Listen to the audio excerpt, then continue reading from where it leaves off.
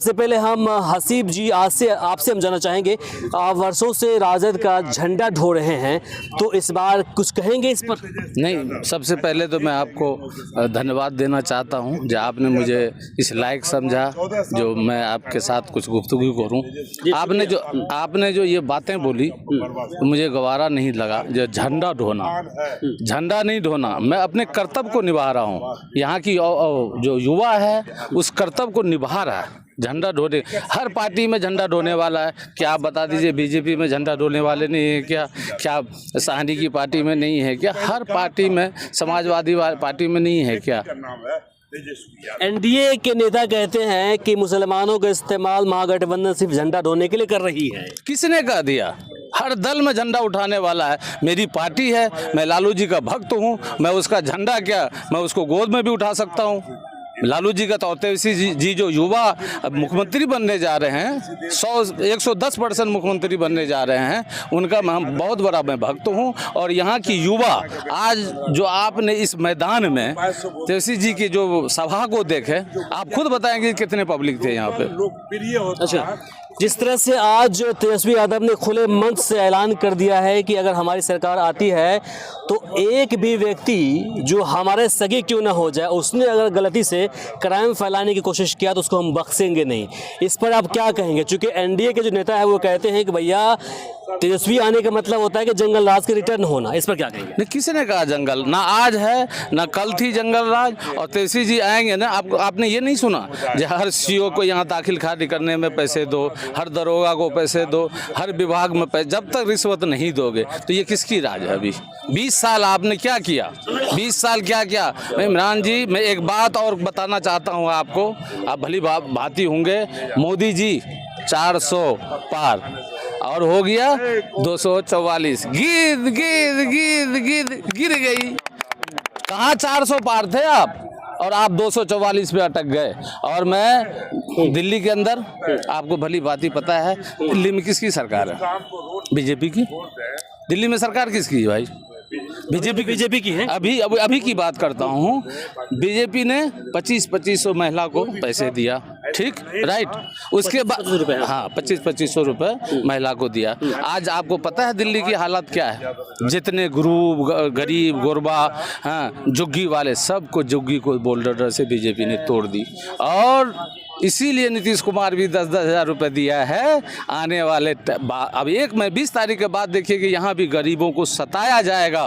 वो 10,000 रुपये जो दिया है, और वो लोन के तौर पे है, वो लोन के तौर पे है, और आपको वो वापस करनी पड़ेगी जनाब। आप पिछले 25 साल से राजद के साथ जुड़े हुए हैं, मुशफिक नेताजी आप हैं। जरा से मुझे बताइए, जिस तरह से आज तेजस्वी यादव जी ने यहाँ पर खुले मन से ऐलान किया है लोगों के बीच रोजगार को लेकर के, जो भ्रष्टाचार को लेकर के, या फिर यहाँ जो क्राइम फ्री बिहार बनाने को लेकर के, इस पर क्या कहेंगे आप? आपको मैं बता दूं कि युवा ही इस देश का उपज है। और तेजस्वी जी युवा है, उम्र कच्ची है मगर इरादे पक्के हैं। तेजस्वी जी ने जो कहा वो करके दिखाने का काम तेजस्वी जी करेंगे। अभी तो 37 के हुए हैं, कहाँ 70 साल 80 साल, यहाँ 37 के हुए हैं। लंबी पारी खेलने को तैयार है तेजस्वी जी। सभी चीज़ पर वो कंट्रोल करेंगे। मैं आपको बता दूं, कमाई, दवाई, सिंचाई, पढ़ाई, कार्रवाई की सरकार बनेगी, ये निश्चित होगा।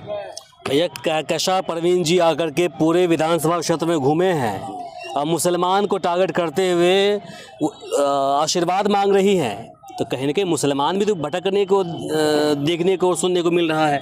सबसे पहले मैं आपको बता दूं कि हमारा जो बिहार में जो परंपरा है, अतिथि देवो भव।